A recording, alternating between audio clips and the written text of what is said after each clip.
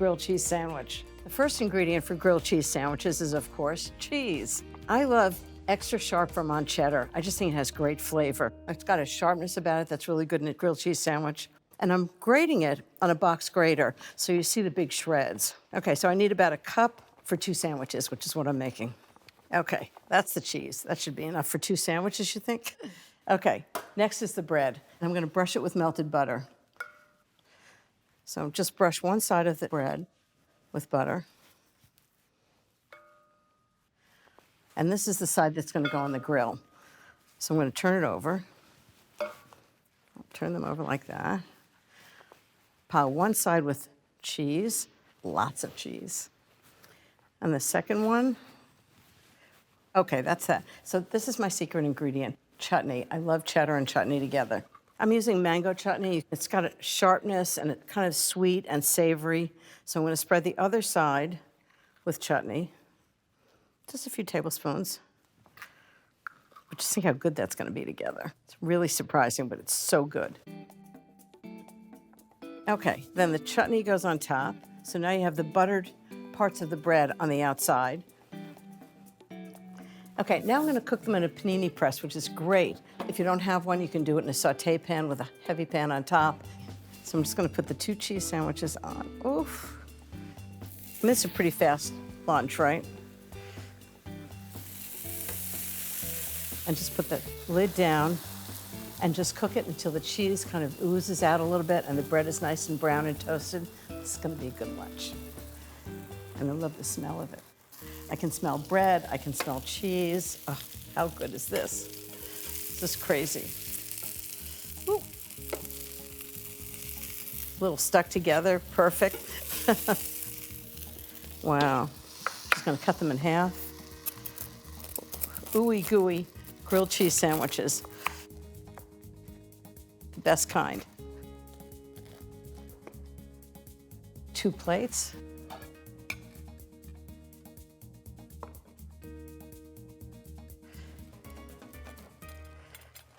And lunch is served.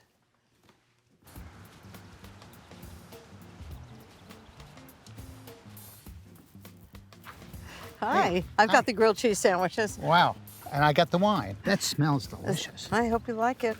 It looks beautiful. So what's your favorite comfort food? This grilled cheese sandwich. That's the right answer, smart man. Ooh, look at how cheesy this is. Whoa. Wow, that's sensational. Isn't that good? That's not just cheese. And it's grilled cheddar with chutney. So it's like sweet and spicy together, right? That's the best grilled cheese sandwich I've ever had. You're the perfect husband. That's the best. I've got beer from Montauk. I've got ciabatta rolls from Southampton. And I thought, what goes with both of those? I think I'm gonna make salmon and guacamole sandwiches, and then you can drink the beer with it. So first, I'm gonna make guacamole.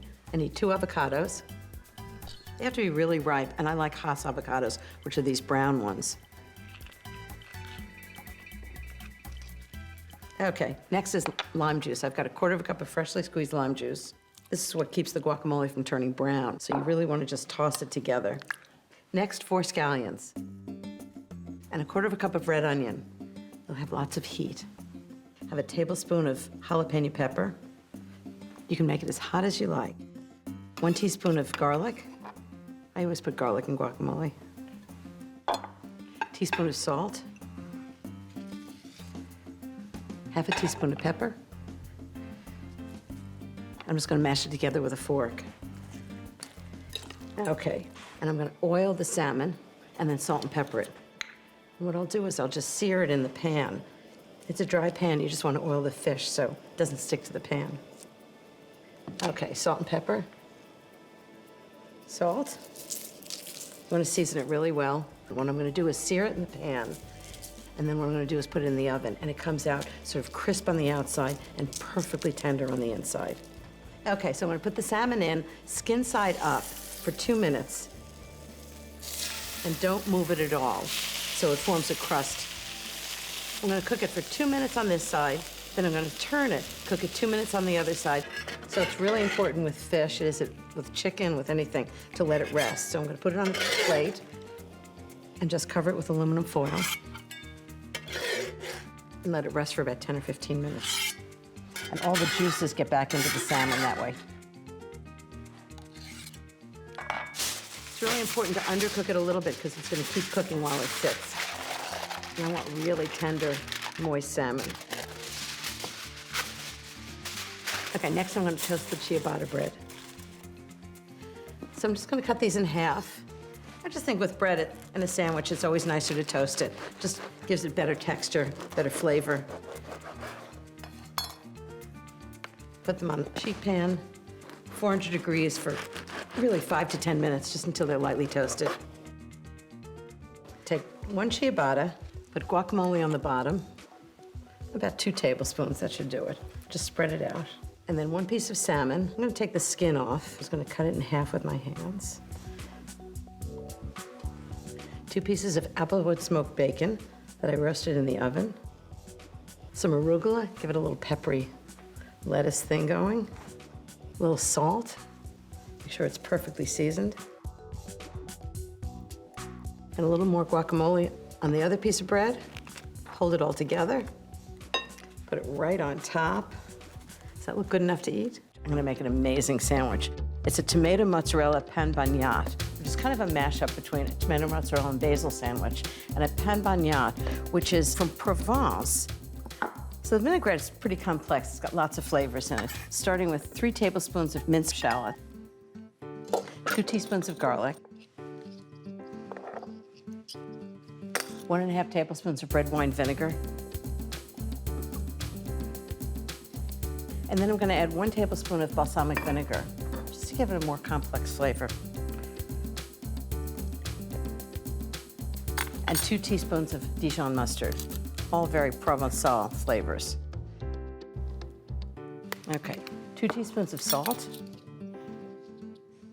Such a great sandwich to pack up and take on a picnic, take to work. 1 teaspoon of pepper. And then I'm going to whisk in half a cup of olive oil. And the mustard's going to emulsify it. And as though it doesn't have enough flavor, I'm going to put in 6 anchovy fillets that I've chopped up, 2 tablespoons of capers. They're drained. You don't want the liquid to get into this. 2 tablespoons. And 1/4 cup of Kalamata olives. I like the brininess of them. Okay, that's the vinaigrette. Time to build the sandwiches. Watch this. So I'm using ciabatta. You can use any kind of bread that's kind of dense, but the ciabatta toasts really well. And I've got 2 slices of tomato on each one. And then I'm just gonna put a generous helping of vinaigrette on top of the tomatoes and the bread. Okay, then the next layer is mozzarella. I thought fresh basil would be great in each sandwich. Then I'm going to take the top of the ciabatta and put the vinaigrette on the bottom side of it and put it right on top of the sandwich. And now I'm going to weight them. I'll show you what I do. I want them to sort of compress a little bit. So put another sheet pan on top and a couple of heavy cans that you have in your pantry. These are amazing sandwiches. Wait till you see how compressed these get in an hour. It's gonna make really good sandwiches. Look at that. And now I've got a panini machine. I've got it nice and hot, and I'm gonna put 2 of them in.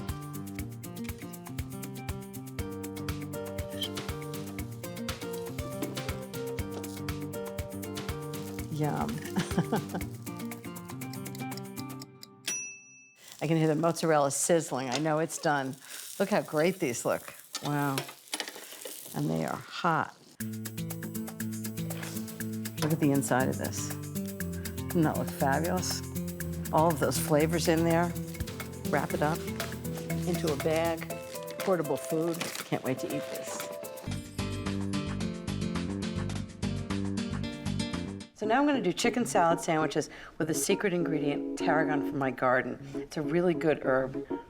Sort of like anise flavor a little bit, and subtle, but I think it'll make all the difference. Chicken salad sandwiches. So first I've got chicken roasting in the oven.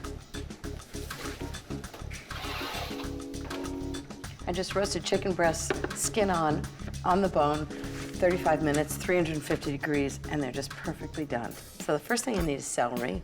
It's really traditional with chicken salad. It's got a nice flavor, a nice crunch. I need about a cup of celery.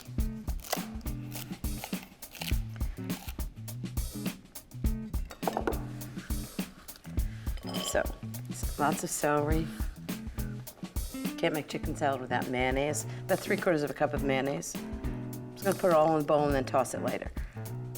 Okay, what do we need next? Chicken. I think it should be cool enough to handle. It's actually great to do the chicken when it's still a little warm, because then it really absorbs the sauce. So it's chicken breast on the bone. Just gonna take the skin off. So much moisture when it's done this way. At Barefoot, we used to have big vats of boiling water and poach the chicken breast, and it was just impossible. And then all the flavor gets into the water. This way, all the flavors really stays in it when you roast it. It makes such a difference. And then I just do nice bite-sized chunks. I'm gonna stir it all together. Give it lots of seasoning, salt, pepper. It's ordinary ingredients, simple ingredients, but delicious chicken salad. Now I'm just gonna put in 2 teaspoons of salt. This all depends on how big the chicken breasts are.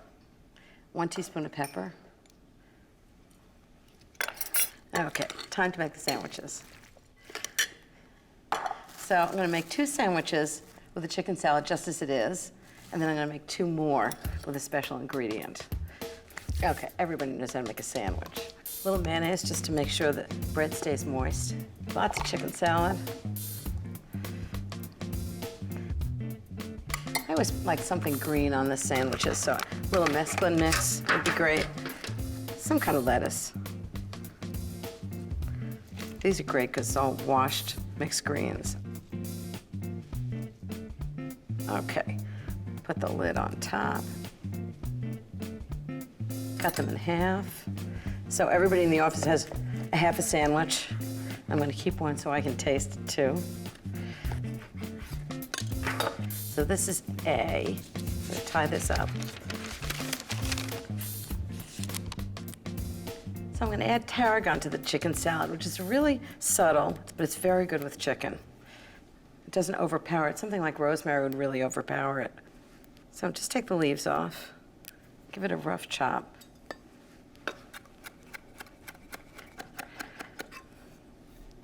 Okay, right into the chicken salad. We'll see if the guys in the office can tell the difference. It already smells good. Okay, a little mesclun, a little crunch. Put the tops on, cut them in half. Okay, I'm gonna wrap them up. I'm gonna mark them B. I'll see how the test goes. Let's make lobster BLTs. The thing with lobster BLTs is there's almost no cooking, which makes it really easy.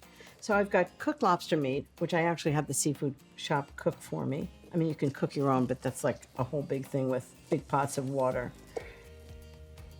And it's really worth it having them do it. So I'm just gonna cut it up in large pieces, just kind of slice it. You should be able to buy cooked lobster meat pretty much anywhere. Okay, next I'm gonna make the dressing. It's my secret sauce. It's basically Thousand Island dressing. So I've got mayonnaise. And when I was in France, one of my favorite restaurants was called Frenchie's To Go. The owner, Gregory Marchand, made some kind of a sandwich for us. It had the most delicious sauce. And I said to him, Gregory, what is this? And he said, Ina, it's Thousand Island dressing. And I thought, yeah, that's exactly what it is. Just seemed much more fancy when it was in France. So mayonnaise, and ketchup, and a little bit of relish, salt and pepper. I mean, everybody knows how to make this, right? And you can just find all the ingredients in your pantry and your fridge. But it's just great with lobster. Okay, so that's the sauce. Time to assemble the sandwiches. So I toasted the bread in the oven. Actually, at 400 degrees, 10 minutes, so much easier than standing by the toaster and waiting for those things to pop up. And it's nice and crisp, and it's perfect for the sandwich. So just do a little sauce on the bread. If you toast it, the sauce doesn't soak into the bread, so it's better. Leaf of Bib lettuce. Just a really tender lettuce. Right on top. Some avocado. What I did was peel these, slice them, and I tossed them in lemon juice to keep them from turning brown. One of the things I love about these sandwiches is I really do love that high-low thing, you know, like truffled mac and cheese or caviar on baked potatoes.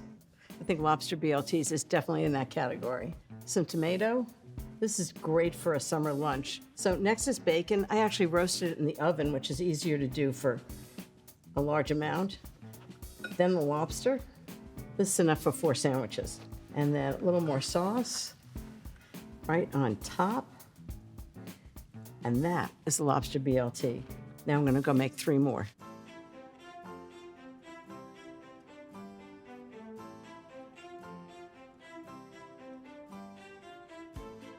Ta-da! That's 4 Lobster BLTs. I'd say that's classic food updated, and I think one of these has my name on it. It is lunchtime sometime, right? That looks so good. Wouldn't you say? My smashed hamburgers with caramelized onions and Gruyere. This is definitely my favorite hamburger. So first I'm going to start with the caramelized onions. I've got 2 tablespoons of high burning temperature oil, like canola oil or grapeseed oil. I'm going to put in 4 cups of sliced red onions. Red onions are great because they're a little sweeter than yellow onions. This is about 2 medium onions. I'm going to cook them for about 8 to 10 minutes on medium heat, just until they're really tender. Just give them a toss. This is going to make them really sweet. It's going to bring out the caramelization, all the sugars in the onions. They're going to be absolutely delicious. Just do them slowly so they become caramelized. You don't want burnt onions. So while those cook, I'm going to make a mixture for the hamburgers. So the first thing is mustard. And I use dry mustard because it has like a real sharpness about it. 1½ teaspoons of dry mustard. These are the seasonings. 1½ teaspoons of salt. And about ½ teaspoon of pepper. And just mix that all together. I'm just going to add this mixture to the ground beef. It's going to give it great flavor. So I've got 1¼ pounds of ground beef. It's going to make 4 hamburgers, and just sprinkle it on. And then with your hands, really lightly, you don't want to compact it, just mix this together. This beef is 20% fat, and it's really important. Otherwise, you'll have really dry hamburgers. And nobody wants a dry hamburger. Nothing comforting about that. And this doesn't have anything else in it. No egg, no breadcrumbs, just really good hamburger meat. And one of the key things is get it freshly ground. It's just really all the difference in the world. I'm gonna make 4 1-inch thick hamburger patties, just like that. I don't know what it is about a hamburger that's just comfort food. It's just all American. So good. And the key to these hamburgers is that when you smash them in a cast iron skillet, it gets a really crusty outside. And then I kind of undercook them a little bit so they're really juicy inside.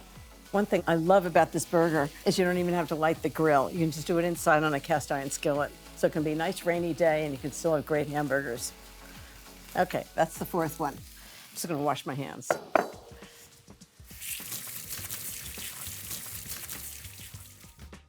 So this is the secret to my hamburgers. I'm gonna freeze them for 15 minutes exactly, and it ensures that they're really crispy on the outside and rare on the inside.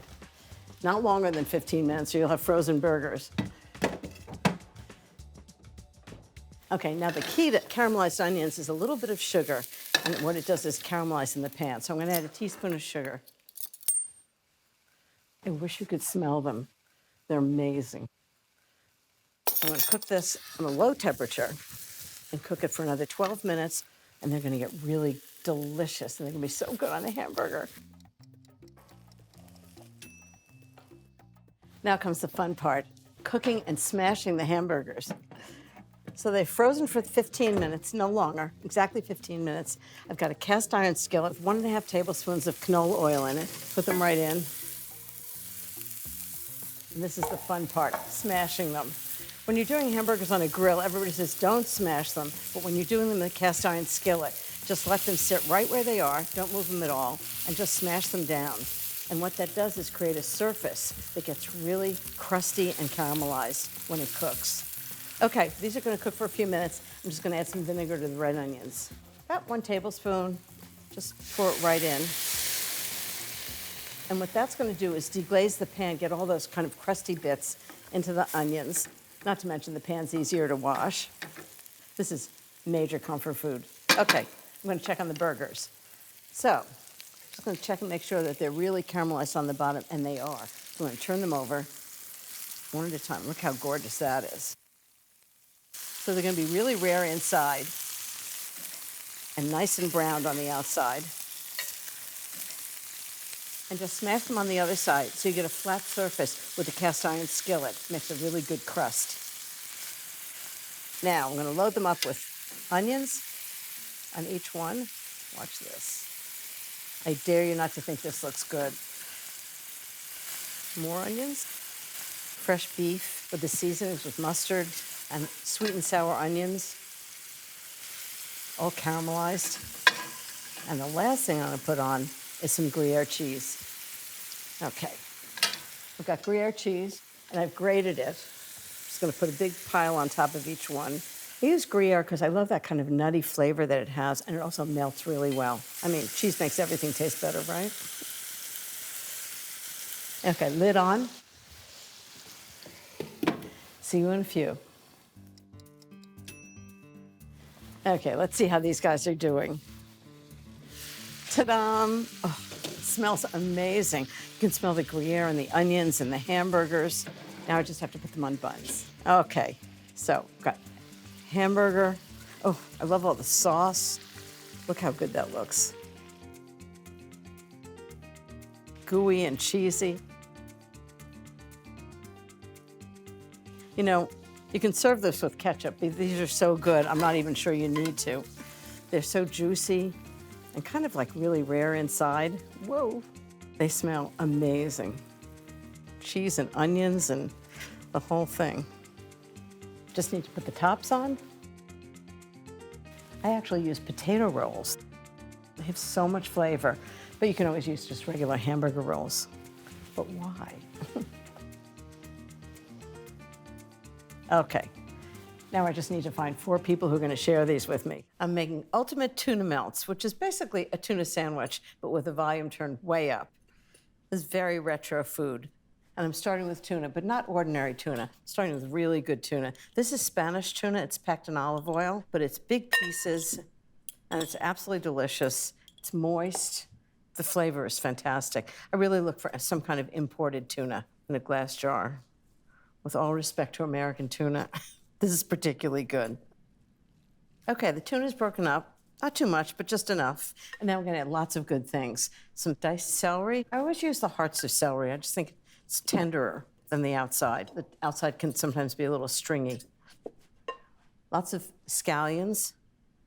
Give it lots of onion flavor. Mix it all in. And dill. I know it doesn't normally go with a tuna fish sandwich, but it makes such a difference. About 3 tablespoons of fresh dill. Think of dill with seafood, but you don't normally put it in tuna salad. And I thought, let me try it. It was really good. It's got that kind of anisey flavor. Okay, fresh lemon juice. Kind of brightens everything. Salt and pepper. Give it a little heat. It's amazing how salt and pepper makes everything taste better. Okay, next is the mayonnaise. And what I'm gonna do is flavor the mayonnaise. About 3/4 cup of good grocery store mayonnaise. Next is anchovy paste, just 1 teaspoon. I know, there are a lot of people that don't like anchovy paste, but it just gives a little extra depth of flavor and you don't know it's anchovies. Okay, this is gonna go right into the tuna. I mean, so far, almost everything has been in your vegetable bin or your pantry. I'm gonna mix this in. This is just comfort food, weeknight dinner, perfect thing to make. My mother always used to make us tuna fish sandwiches when we were kids. Trust me, it didn't taste anything like this. These are so much better. Okay, tuna salad's done. I'm just gonna pile it on 4 pieces of toasted white bread. So that's the tuna, next is the cheese. So I've grated some Emmenthal, it's Swiss cheese. It's got a really good nutty flavor. I love it, and it's gonna be really good on this. I grated it so it melts a little better. I like the way it looks. I like the way it melts. I like the way it tastes. It's all good. I don't wanna see any orange slices on this. You want all the ingredients to have as much flavor as possible. Each thing has to earn its place in the recipe. Okay, into the oven under the broiler, just for 1 or 2 minutes, just until the cheese melts. I want the tuna still to be cool. Watch it really carefully.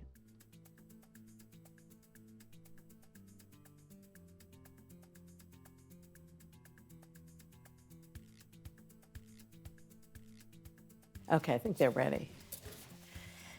Oh, this looks so good. Okay, tell me these aren't the best looking tuna sandwiches you've ever seen. I love these. And I'm not even a tuna melt aficionado, but these are really good. They look kind of gooey and cheesy and tuna fish. This is perfect retro food for a weeknight dinner. The ultimate comfort food.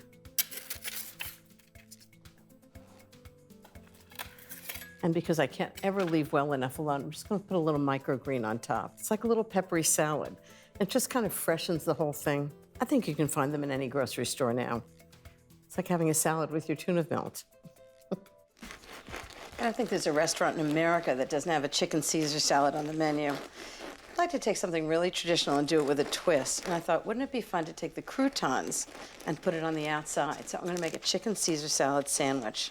So I'm gonna start with ciabatta, and I'm gonna put it on a sheet tray and bake it at 350 for about 5 to 7 minutes until it's just a little toasted. Next thing is the pancetta. So I'm gonna take 8 slices of pancetta and just put them out in a single layer on a sheet tray. And I'm gonna bake it along with the ciabatta until it's nice and crisp like bacon. Okay, last 2 pieces.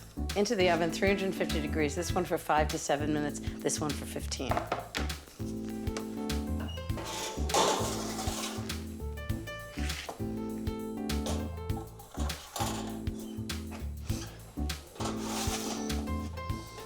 I cooked some chicken for the sandwich. Actually, I find this is such a great way to do it. It's on the bone with the skin on, olive oil, salt and pepper, 350 degrees, 35 minutes. It's really moist.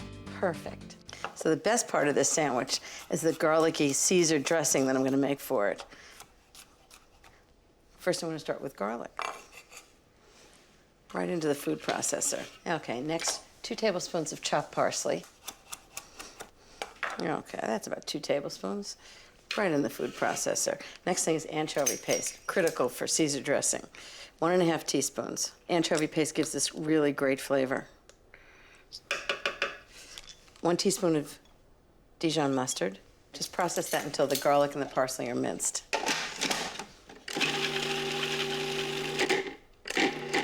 Great.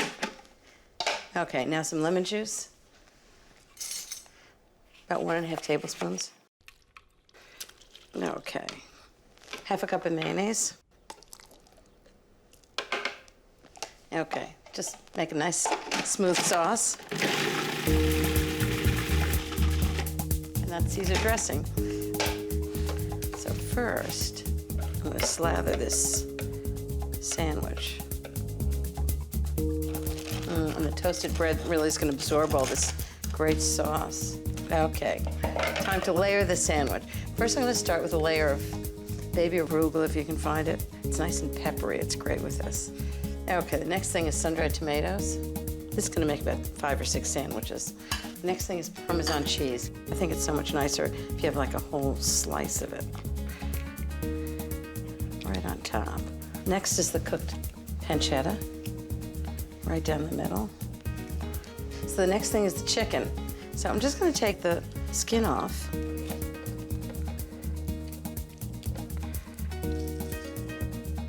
And then I'm just gonna slice it and put it right on the sandwich.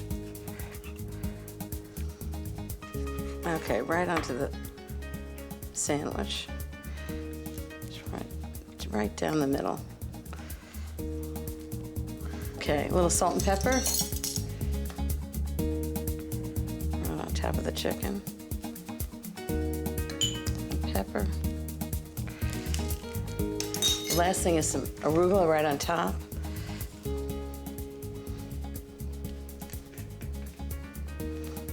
Put the top on and just slice it in sandwiches. This is gonna be really good. I don't know if we'll get any work done. It'll be delicious. We're all gonna need a nap instead of getting any work done. We can get this one on. Perfect. So I think I'm gonna make Croque Monsieur, which is like a French ham and cheese sandwich. So the first thing I need to do is make a roux, which is a white sauce. I need 2 tablespoons of butter. Melt that. 3 tablespoons of flour.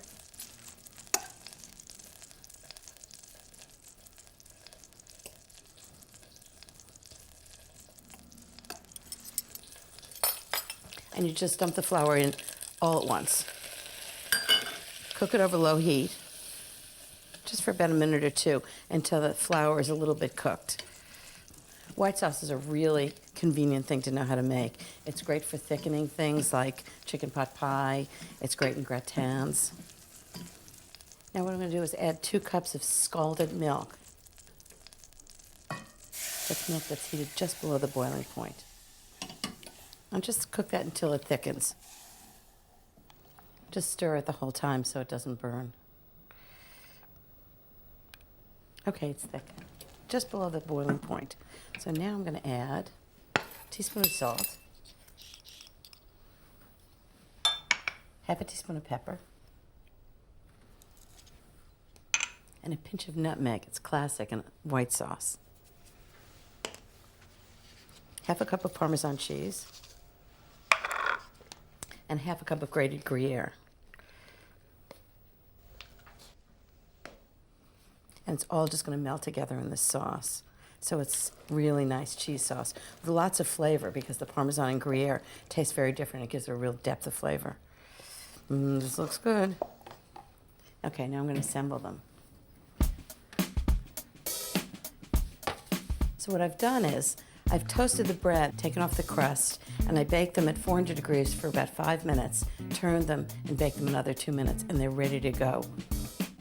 Now, what I'm gonna do is put a little mustard on one side. Croque Monsieur is a classic French lunch, and any good cafe in France has Croque Monsieur, or Croque Madame, which has, it's exactly the same thing with a fried egg on top. So get it thinly sliced, a really good, either baked Virginia ham or a Black Forest ham, something like that. And then sprinkle some Gruyere right on top.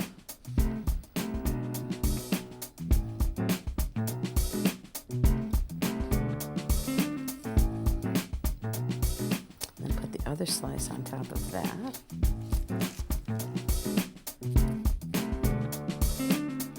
A little bit of the cheese sauce.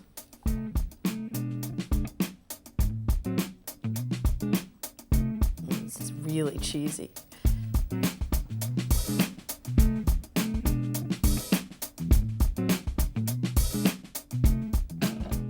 More Gruyere on top.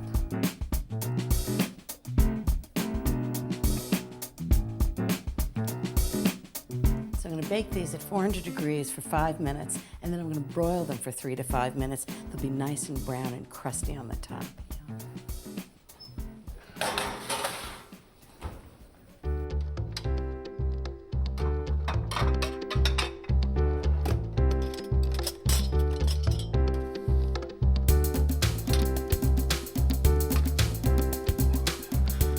Hot from the broiler. They don't look bad, do they?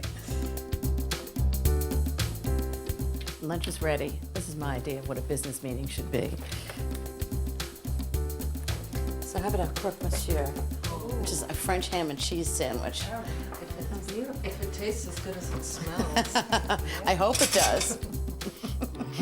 Photographing an article for Food Network magazine, and it's all about cheese, making lots of recipes with cheese. So I thought, what's the quintessential cheese recipe? It's grilled cheese sandwiches. I've got just a very simple Pullman loaf, good bakery loaf, not like the stuff from the grocery store. So I'm gonna need 1 cup of mayonnaise, 1/4 cup of mustard. I use good Dijon mustard. And this is the unusual ingredient, Parmesan cheese. 1/4 cup of Parmesan cheese. I think that works best. And just whisk it all together. And I'm gonna spread this on the bread before I even put the cheese in. I mean, how bad could that be? Okay, that's done. But first, I'm gonna spread some butter on the bread. And that's gonna make sure it's gonna be nice and brown and crisp when it goes into the grill pan or the press. Okay, so that's the butter. Now I'm just gonna flip them all over. You want the butter on the outside of the sandwich. And then I'm gonna spread the inside with the mustard and mayonnaise mixture. I find a spoon for this, an easier way to spread it on. So inside of this, I'm gonna put really good cheese, some crumbled bacon, and put it in a panini press. If you don't have a panini press, you can always do it in a saute pan, just like classic grilled cheese sandwich. Okay, now for the bacon.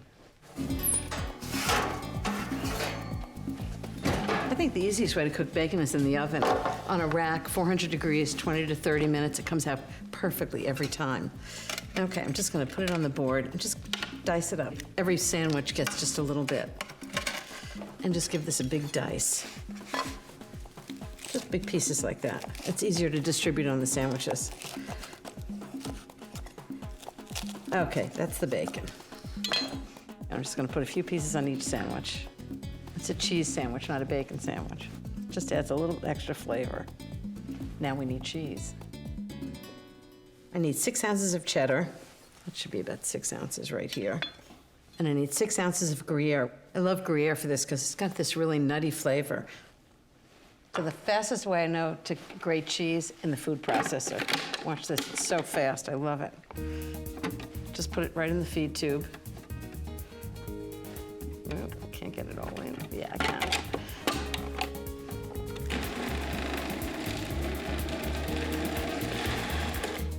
And that's the cheese. So I'm just gonna put lots of cheese on each one. Just pile it up. Remember, it's all gonna melt together. And only on half the bread slices. Then I'm just gonna take the tops and put them on the bottoms. These are major grilled cheese sandwiches. So I'm gonna do 2 sandwiches at a time. Takes about 3 to 5 minutes. It'll be nice and browned on both sides. Love the sizzle. And when I'm done with this, I'm gonna take them all outside. I'm gonna photograph them in the garden. So let's grab that one branch and pull it across that way a little bit. There you go, that way, that's it, that's good.